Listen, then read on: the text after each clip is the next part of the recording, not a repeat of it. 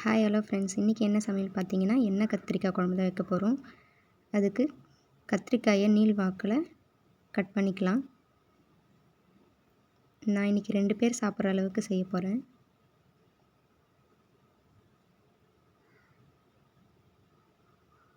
இந்த மாதிரி சென்டரில் நல்லா கட் பண்ணி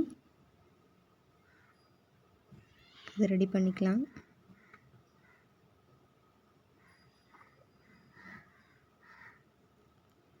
இப்போ இதில் மசாலா சேர்க்க போகிறோம். அதுக்கு 2 ஸ்பூன் மிளகாய்த்தூள், கொஞ்சமாக சால்ட்டு சேர்த்து மிக்ஸ் பண்ணிக்கலாம்.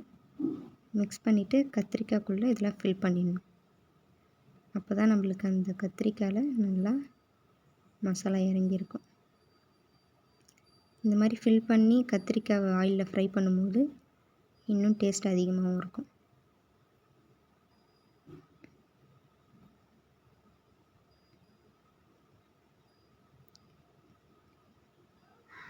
இப்போ எல்லாத்தையும் ஃபில் பண்ணியாச்சு. ஒரு பேன் வச்சு அதில் ஆயில் போட்டுக்கலாம்.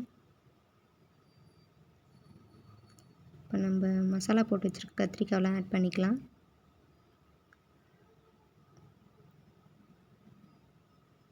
இது ஆயிலே நல்லா ஃப்ரை ஆகிற அளவுக்கு வதக்கி விட்டுடலாம்.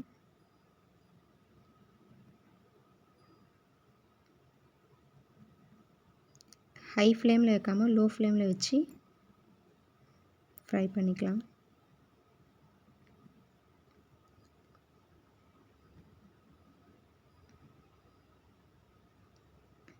இப்போ இது நல்லா ஃப்ரை ஆகிடுச்சு. இது எடுத்துட்டு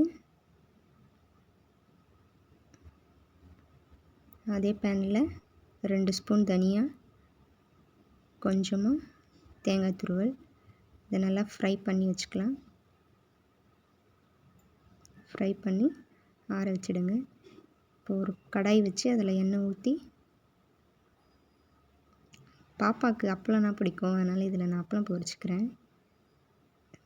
தனியாக எண்ணெய் ஊற்றி பொரிக்காமல் இந்த மாதிரி பொரித்து எடுத்துக்கலாம்.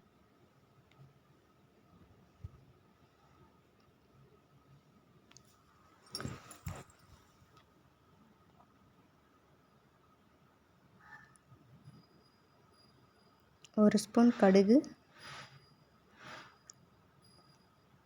1 ஸ்பூன் சீரகம், அப்புறம் ஒரு பெரிய சைஸ் வெங்காயத்தை கட் பண்ணி எடுத்துருக்கேன், அதையும் ஆட் பண்ணிக்கலாம்.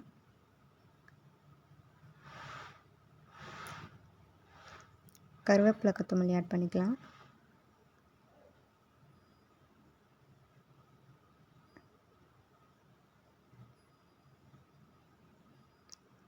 உப்பு தேவையான அளவு போட்டு நல்லா வதக்கி விட்டுருங்க. வெங்காயம் வந்து கோல்டன் கலரில் வரணும். இப்போது ஒரு தக்காளி, பெரிய சைஸ் தக்காளி எடுத்து நறுக்கி வச்சுருக்கேன், அதையும் ஆட் பண்ணிக்கலாம். 1 ஸ்பூன் மஞ்சள் தூள், கொஞ்சமாக பெருங்காயம், 3 ஸ்பூன் குழம்பு மிளகாய்த்தூள் வீட்டில் அரைச்சது. இப்போ தேவையான அளவு தண்ணி ஊற்றி ஒரு கொதி வர வரைக்கும் வெயிட் பண்ணணும்.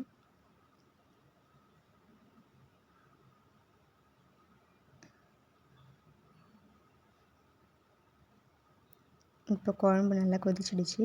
நம்ம ஃப்ரை பண்ணி வச்சுருக்க கத்திரிக்காய் ஆட் பண்ணிக்கலாம். இது கூடவே ஒரு எலுமிச்சை அளவு சைஸ் புளி எடுத்து கரைச்சி வச்சுருக்கேன், அதையும் ஆட் பண்ணிக்கலாம். அடுத்தது நம்ம தனியாவும் தேங்காயும் ஃப்ரை பண்ணி வச்சுருந்தோம்ல, அதை அரைச்சி ஊற்றிக்கலாம். இப்போ ஒரு தட்டு போட்டு மூடி ஒரு 1/2 hour கொதிக்க விடலாம். எண்ணெய் எப்படி பிரிஞ்சு வந்திருக்கு பார்த்தீங்களா? குழம்பு ரெடி ஆகிடுச்சு.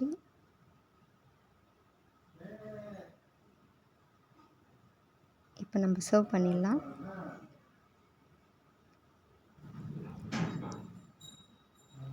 சூடாக வடித்த சாதம், பொரித்து வச்ச அப்பளம்,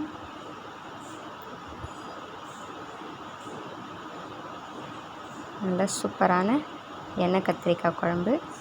நீங்களும் உங்கள் வீட்டில் ட்ரை பண்ணி பார்த்துட்டு எப்படி இருக்குன்னு கமெண்ட்டில் சொல்லுங்கள்.